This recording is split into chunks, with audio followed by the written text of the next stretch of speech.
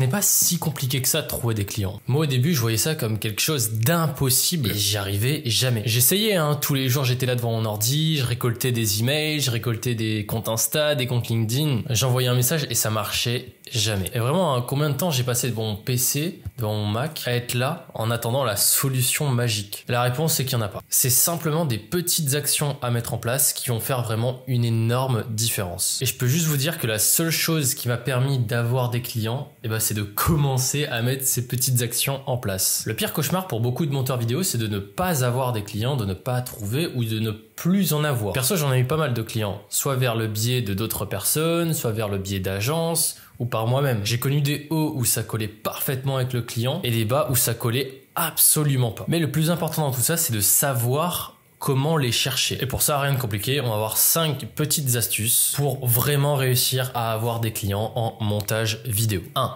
Votre portfolio. Au début, moi, perso, j'avais pas de portfolio. Puis après, quand je commençais à avoir 1, 2, 3, 4 vidéos à exposer, je commençais à avoir un portfolio.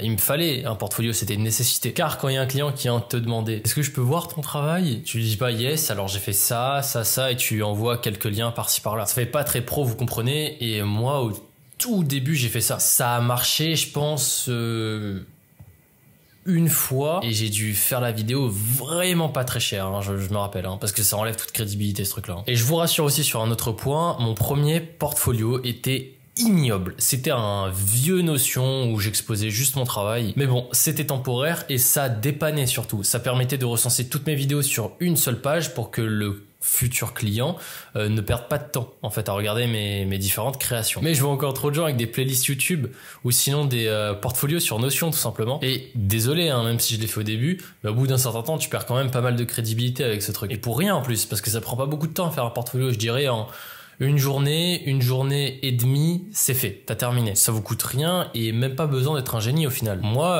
comme je le dis toujours, si jamais vous savez pas trop quoi faire, template Canva, vous personnalisez un petit peu, à droite à gauche, et puis hop, vous avez un super portfolio. Parce que sur Canva, maintenant, tu peux faire des sites. Et moi, on m'a dit ça en juillet de l'année dernière, et j'ai testé. Et en une journée, j'ai créé mon portfolio et j'ai fait un vrai truc. Et je l'ai montré à quelqu'un qui concevait des sites web à l'époque. Et même cette personne a été un petit peu impressionnée parce que tu pouvais mettre des animations, des apparitions et tout. Et c'est super bien calibré. Je crois que Canva vous propose pour 15 € un hébergement. Donc c'est une adresse personnalisée, un nom de domaine quoi. Donc trop bien. À partir de là, t'as l'arme parfaite pour commencer à démarcher. 2. Où trouver les clients? Ça c'est une bonne question les amis. Je vais commencer simplement par la réponse. C'est partout et nulle part. Alors attendez, je m'explique. Votre prochain client peut se trouver sur LinkedIn, comme sur Instagram, sur YouTube, et même au prochain événement de votre ville. Par exemple, un apéritif pro. Il y a juste des endroits où il y aura une plus grosse concentration de prospects qualifiés, on va dire ça comme ça. Genre Instagram par exemple, ou YouTube, où là vous allez plus facilement identifier les créateurs qui ont besoin d'aide sur leur montage vidéo. En plus vous avez leur contact assez facilement, par exemple les mails sur YouTube ou juste envoyer un message sur Instagram quoi. Après tout dépend aussi de votre type de niche. Est-ce que vous êtes aussi sur du format long, du format court? Ça dépend d'énormément de facteurs. Et c'est à vous d'identifier où vous allez chercher vos prochains clients. Le truc c'est que on n'imagine pas aujourd'hui à quel point c'est devenu simple d'envoyer juste un simple message de démarchage. Je crois que j'ai postillonné là. Genre prendre son adresse mail, cliquer sur le contact sur Instagram, envoyer un message, en 10 minutes c'est fait quoi. Sur LinkedIn c'est la même chose. Avant je vous rappelle c'était au téléphone. Les mecs fallait trouver le numéro de téléphone, téléphoner, attendre que la personne décroche. Si elle n'est pas saoulée de votre appel, parce que c'est un appel de démarchage de prospection, elle vous écoute pour au final dire « Ouais, désolé, je suis pas intéressé ». Bon après, être monteur vidéo dans les années 80, je pense pas non plus que c'était un truc de fou quoi.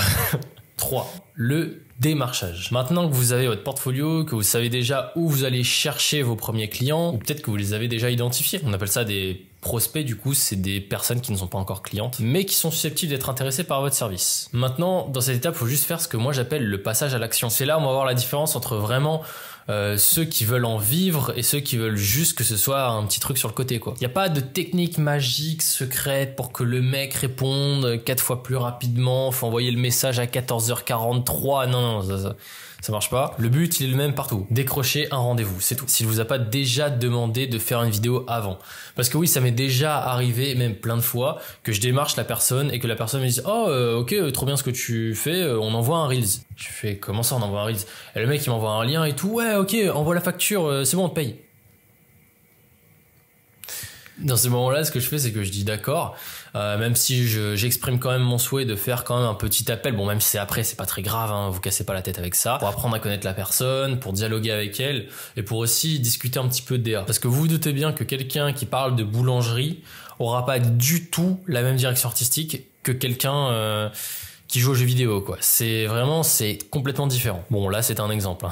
Petit disclaimer. Soyez sûr d'avoir une offre solide avant quelconque appel ou même de démarcher. Pourquoi? Parce que quand on va vous demander vos prix, votre offre, il faut savoir juste pas parler chinois à ce moment-là et dire les termes. Voilà, moi mes vidéos c'est à ce prix-là. Voilà, moi une vidéo format long c'est ce prix-là. Voilà, moi quand je fais ça c'est à ce prix-là. Vraiment avoir une grille tarifaire définie. Pour la petite histoire, Anna un jour, pour ceux qui n'ont pas vu la vidéo, je vous la mets juste ici où je parle de mon parcours. Elle m'a dit, ok Nico, bah je t'envoie un appel d'un prospect potentiellement qui serait intéressé par tes services. Et je fais trop bien et tout. Et je me souviens, c'était un jeudi ou un vendredi, j'ai pas eu le temps du coup de préparer, vous savez, mes offres parce qu'il voulait un truc vraiment spécifique, il voulait un truc où il faut calculer un petit peu avant de lui dire le prix fixe. J'avais rien préparé. Et là, je rentre dans l'appel avec le mec et là, je commence à parler et il voit que je commence à baratiner et Anna, elle était à côté de moi, genre elle était sur le bureau juste à côté et je vois sa tête au fur et à mesure de l'appel se décomposer en mode comme ça. Et là, je suis là en mode ok. C'est une question de temps avant que je me fasse détruire en appel. Et je me suis fait détruire. Le mec en question, il m'a fait « Ouais, alors là, tu me fais perdre mon temps. » Et bon, ça va, il a quand même bien pris. Il a dit « Mec, quand tu fais des appels comme ça avec tes futurs clients ou quoi, faut que t'aies des offres de prêt ou quoi. C'est hyper important. » Et il m'a même dit... un conseil hyper important que je vous recommande même de faire. Si jamais un jour, il y a un petit contretemps, quoi, entre guillemets, vous n'avez pas eu le temps de préparer comme il se doit votre offre, votre pitch, etc. Décalez l'appel, hein. Décalez l'appel s'il faut de peut-être quelques heures, de peut-être un jour ou quoi. Mais ne rentrez jamais dans un appel en n'ayant rien préparé. Parce que vous allez vous prendre une déferlante et là j'en rigole, hein. Sur le coup, c'était absolument pas marrant, hein. Genre sur le coup... bah tu te sens nul, quoi, genre tu te sens comme une merde, quoi. Donc faites attention à ça. Donc pour contacter un premier prospect, ce que je vous recommande de faire, c'est d'envoyer un message, mais pas un message du type salut, je suis monteur vidéo et je recherche activement des clients. Non, ça marche pas, ou plutôt ça marche plus, ça c'est poubelle. Vous avez tous déjà entendu cette phrase: quand vous allez voir une fille qui vous plaît, vous lui demandez pas de vous embrasser dans les 10 premières minutes. Ça marche pas. Bah c'est la même chose pour le démarchage client. Intéressez-vous à la personne, intéressez-vous à ce que la personne fait, commentez ce que la personne fait, donnez-lui un avis, exprimez quelque chose, faites une conversation, c'est ça que je veux dire. Ne sois pas comme 95% des monteurs du marché qui envoient des messages de prospection du style « Oh, il y a une erreur dans ta vidéo là, moi je suis monteur vidéo, je peux peut-être la corriger. » Non, nous ici les gars, on est original et on sait démarcher. Si jamais t'as un petit doute, écris-moi le message en commentaire et je peux peut-être t'aider à ce niveau-là. Mais ouais, il faut vraiment regarder ce qu'il fait, regarder son contenu, commenter, lui donner des conseils. Faites attention à pas vexer les gens aussi, parce que je sais des fois quand vous donnez un avis des fois un petit peu trop négatif, ça peut facilement vexer les gens parce qu'on sait pas qui on a en face de nous. Et pour vous rassurer, il y a jamais de bons premiers messages. Et chacun a sa façon précise d'être abordé. Donc après c'est pour ça qu'il faut se nicher, bon on verra ça dans une prochaine vidéo. Mais par exemple déjà pour vous donner un exemple, moi quand je démarche une femme c'est déjà complètement différent de la façon dont je démarche un homme. L'approche est déjà complètement différente. Quand je vais démarcher quelqu'un qui a un métier physique, ça sera complètement différent que quelqu'un qui est dans le digital. Quelqu'un qui est très jeune, ça sera complètement différent que quelqu'un qui est un peu plus âgé par exemple. Il y a aussi un truc qu'on appelle la loi des nombres. Plus t'essayes, plus t'as de chances que ça arrive. Donc t'attends quoi ? Que tu te prennes 10, 20, 30, 40, 50 recales, on s'en fout, t'auras pas la même expérience au début à ton premier message qu'à ton 5e message. Ça sera complètement différent. Alors oui, tu vas peut-être te sentir un petit peu mal des fois quand certains clients vont t'envoyer chier, hein, littéralement c'est le terme, mais tu prends en expérience et ça a pas de prix, donc fonce. 4. La communication. Une astuce simple, c'est que vous pouvez communiquer sur votre page Instagram, page LinkedIn aussi ça marche, et si vous en avez pas, vous pouvez en créer une, ça prend vraiment pas longtemps, et si vous savez pas quoi poster, des avant-après, vos productions, wesh, comment ça mon ref? Bon, je pense qu'elle a plus de batterie, donc je disais, partagez partagez ce que vous faites, des avant-après, montrez un petit peu comment vous faites une vidéo, peut-être les coulisses. Le mot communication, je le trouve vachement ringard hein, entre nous. On dirait un peu Mireille qui est prof de marketing au lycée. Moi, j'utilise plutôt le mot partage. Pourquoi? Parce qu'il faut pas être dans la communication, il faut plus être dans le partage de l'information. Vous voulez montrer votre dernière vidéo? Partagez-la. Partagez-la sur Instagram, partagez-la comment vous avez fait. Vous voulez montrer un avant-après? Partagez-le. Peut-être le petit disclaimer que je peux vous donner là, c'est d'être régulier. Les plateformes aiment bien la régularité de façon générale. Ça vous permettra plus facilement de vous mettre en avant. Et fixez-vous sur un rythme. 3 par semaine, 3 par semaine, 4 par semaine, 4 par semaine. Le plus important, c'est de le maintenir. Soyez juste régulier. 5. Vos propres clients. Quand un client est satisfait de votre travail, il en parle autour de lui. Parce qu'il aime bien aussi le montrer aux gens qui l'entourent. Un client satisfait en ramène forcément d'autres. Ça m'est déjà arrivé, même il n'y a pas si longtemps que ça, qu'un de mes clients me ramène 4 clients dans un seul mois. 4 clients dans un seul mois.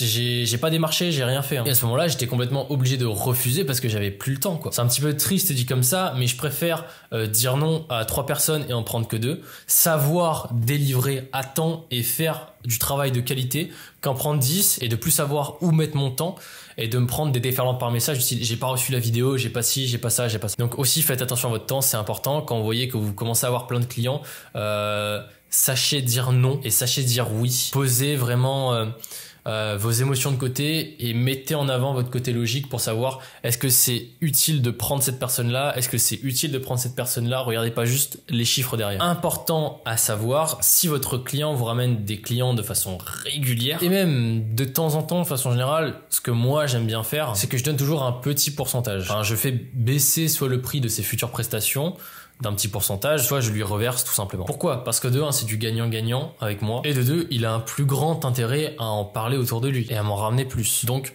gagnant-gagnant. Pour vous donner une petite idée, ça peut partir de 5% à 20% de votre prix, selon votre prestation, bien sûr. Et voilà les amis, c'est déjà la fin de cette vidéo. Donc il n'y a pas de recette magique un petit peu pour avoir des clients en montage vidéo. Il y a juste des choses que vous pouvez mettre en place pour optimiser le fait d'avoir des clients. Par exemple, mettre en place un portfolio, commencer à démarcher correctement, partager votre travail. Si jamais vous avez quelconque question, n'hésitez pas à me les poser en commentaire. Je me ferai un plaisir d'y répondre. Ne vous prenez pas la tête. Le plus important, c'est que vous commencez à envoyer des messages. Enfin, du moins, moi, c'est ce qui a fait la plus grande différence.